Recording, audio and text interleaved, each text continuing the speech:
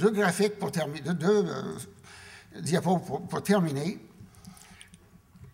Il y a une baisse de retour sur l'investissement en énergie, le graphique avec le pétrole.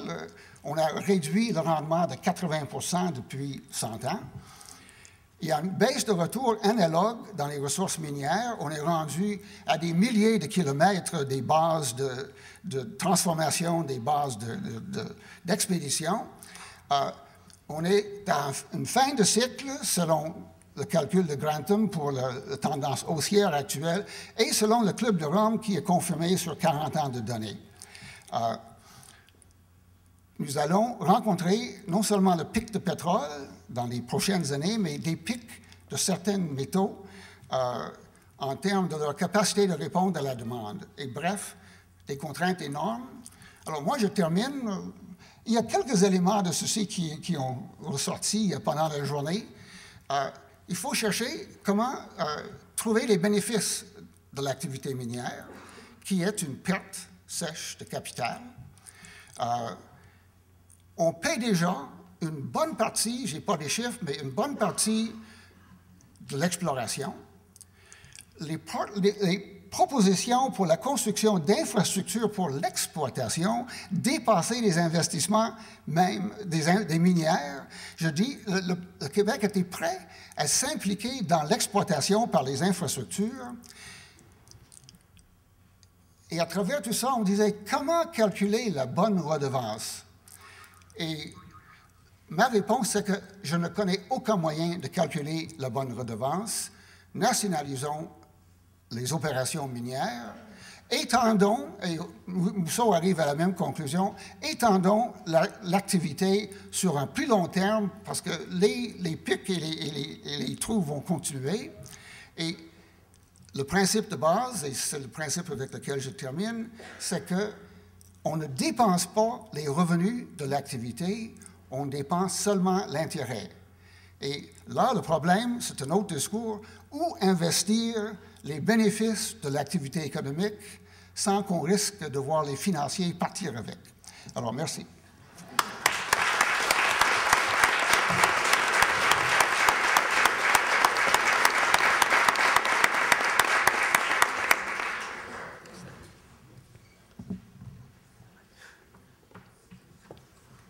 Alors, merci beaucoup à vous trois. Donc, on a quelques minutes pour prendre des questions. Donc, je répète aussi la consigne tout à l'heure formulée de privilégier des questions plutôt que des commentaires. On a encore du temps un peu plus tard, en fin d'après-midi, début de soirée, pour continuer à échanger. Alors, il y a cette consigne-là. On nous a demandé aussi s'il y a des femmes qui sont prêtes à se lever. Alors, ruez-vous au micro, puis on va tenter de vous donner la priorité. Peut-être aussi accorder la priorité à ceux qui n'auraient pas parlé jusqu'à présent ou pas eu la chance de poser de questions. Mais donc, peut-être aussi pour résumer, je résumerai pas la présentation de M. Meade, d'une part parce que je pense que ce serait vraiment réducteur de tenter de résumer un modèle aussi complet que l'indice de progrès véritable, mais j'ai quand même entendu à travers votre présentation qu'on vit peut-être un petit peu au-dessus de nos moyens, ou enfin, j'entendais quelque chose du genre. Mais également, j'ai entendu le message qu'il faut rapidement se doter d'une vision d'ensemble pour planifier le développement et l'exploitation de nos ressources minières. On a parlé d'instaurer, d'exiger la transformation sur notre territoire de certaines ressources. Alors là, il y a des nuances qui ont été apportées par certains des intervenants, d'appliquer les redevances, non pas sur les profits ou les bénéfices, mais bien sur la base, la quantité de minerais extraits. Alors, sur ces paroles, c'est à vous.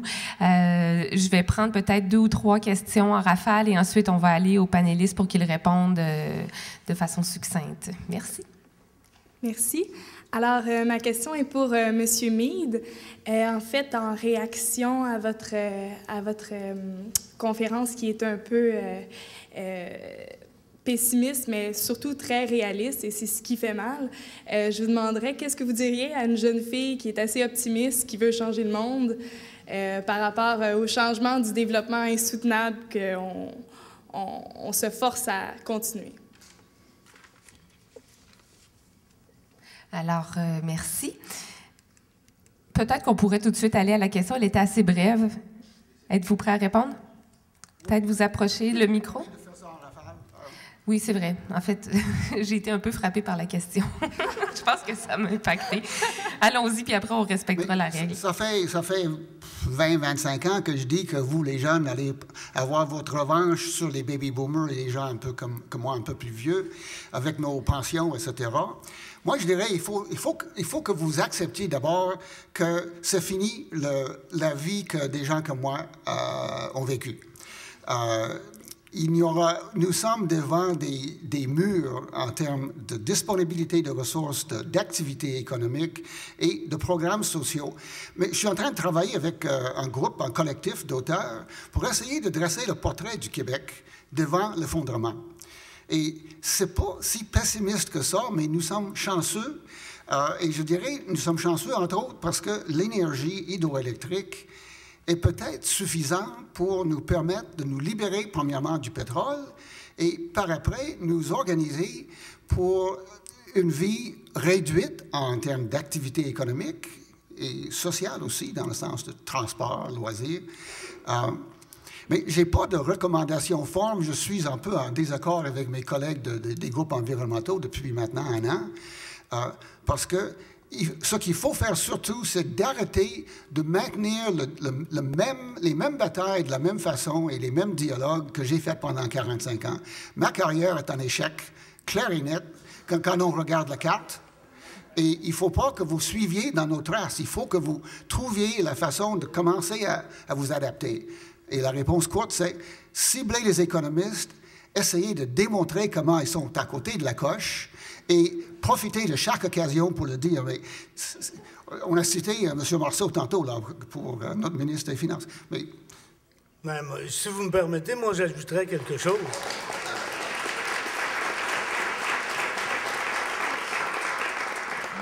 J'ajouterais qu'on a des ressources. M. Meade nous l'a dit. Contrôlez-la. Faites-la, la job. C'est pas nous qui va la faire. Il faut faire quelque chose avec nos ressources. Et c'est là le défi aussi, parce que cet arrimage-là, il passe aussi par les outils que l'on a. Et on en a des outils, en autant que c'est nous qui s'en occupent. Merci. Alors, beau plan de travail pour les prochaines années. Alors, je vous invite à poser votre question. Et puis, je vois une femme s'insérer. Elle pourrait peut-être se glisser entre les gens pour qu'on puisse alterner. Alors, allez-y.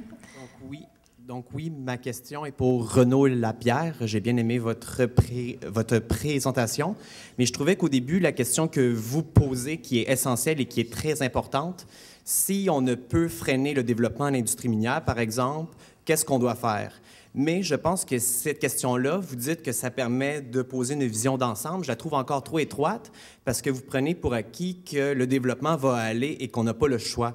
Et je ne sais pas si on pourrait inverser la question et dire si on peut freiner le développement, qu'est-ce qu'on doit faire? Donc, en termes de mobilisation et en termes de réflexion sur les alternatives de société, au niveau, par exemple, de la sortie du pétrole, la descente énergétique, le maintien du capital naturel qui est au Québec. Donc, au lieu de mieux exploiter et de financer des services publics qui vont être précarisés par ce surdéveloppement de ressources naturelles, est-ce qu'il n'y aurait pas moyen de réfléchir à des alternatives pour essayer de sortir de la vision de la croissance économique infinie qui nous mène vers un mur? Donc, c'est une question un peu qui prend votre présentation à rebrousse-poil, puis je ne sais pas si c'est une question qu'il faut se poser pour avoir vraiment une vision d'ensemble, non pas uniquement au niveau de l'exploitation des ressources, mais vraiment au niveau de qu'est-ce qu'on veut faire au sein de la société. Donc, je vous remercie.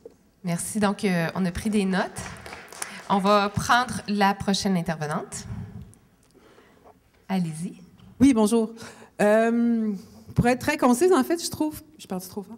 Pour être très concise, en fait, je voulais dire que je trouve qu'on a tendance à oublier de considérer les usages qu'on fait de ce qu'on extrait. Puis même en termes de responsabilité sociale, machin, acceptabilité sociale, ou je ne sais plus c'est quoi le vocable à la mode, là, mais il y a énormément d'usages militaires, par exemple.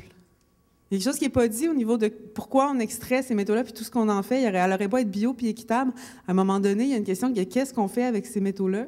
Puis je pense qu'on a une responsabilité en termes de pérennité de l'usage des ressources, un peu dans l'idée que vous souleviez, je pense, M. Meade, de considérer qu'est-ce qu'on veut prioriser comme usage au niveau des ressources non renouvelables, puis de questionner l'usage actuel des ressources métal et autres qui sont extraites. Est-ce que vous avez une question précise Ben, ou c'était vraiment un complément dans la réflexion? Ben, je me demandais si ça... Parce que je le vois jamais. Puis je me demande si c'est discuté puis finalement enlevé dans les points ou si c'est juste pas considéré comme donné au niveau d'une certaine éthique ou de l'usage. OK. Merci.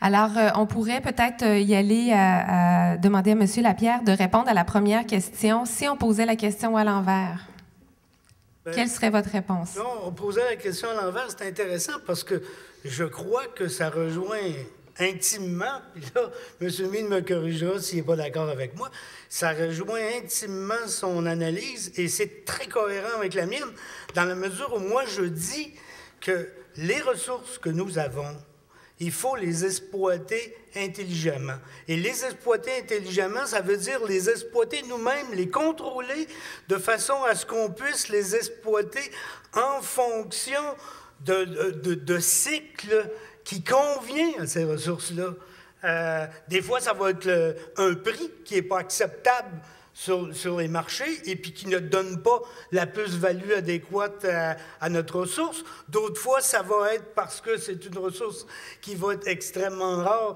et qu'on a intérêt à bien l'aménager et à bien l'utiliser au moment adéquat et opportun.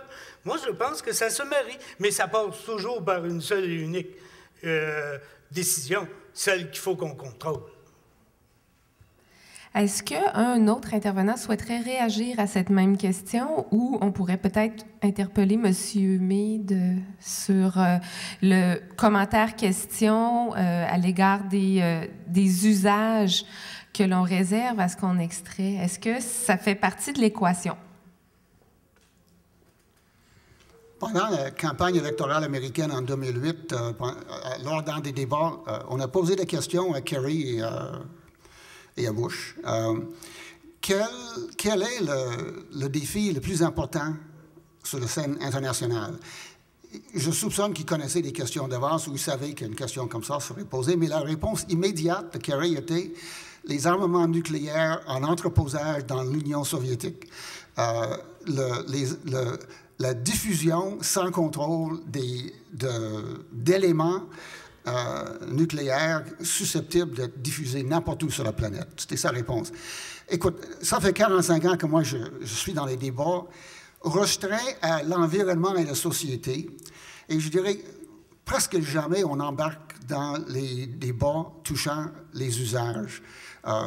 Écoutez, à n'importe quel moment, on pourrait voir réduite à zéro tous nos efforts avec une guerre déclenchée. Et je dirais que c'est une autre question.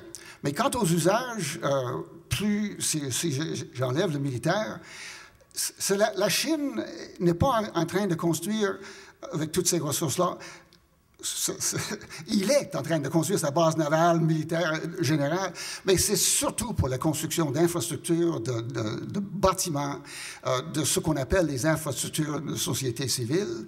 Et ça, je dis, dans le passé, ça a été peut-être une bonne idée. On a perdu le contrôle de ça et on a perdu la vision par rapport à ce qui est possible. Alors, n'oublions pas, et Mousseau l'a dit ce matin, l'activité minière, c'est 2 % de notre économie. Ça fait que peu importe la politique que Renaud Lapierre va voir déposer sur la table, c'est 2 % de notre économie. Il faut quand même voir qu'on survit et on vit avec d'autres choses. Monsieur Mead, l'Hydro-Québec, c'est pas bien plus que ça, et heureusement qu'on l'a créé. Bon, alors, droit de réplique utilisé.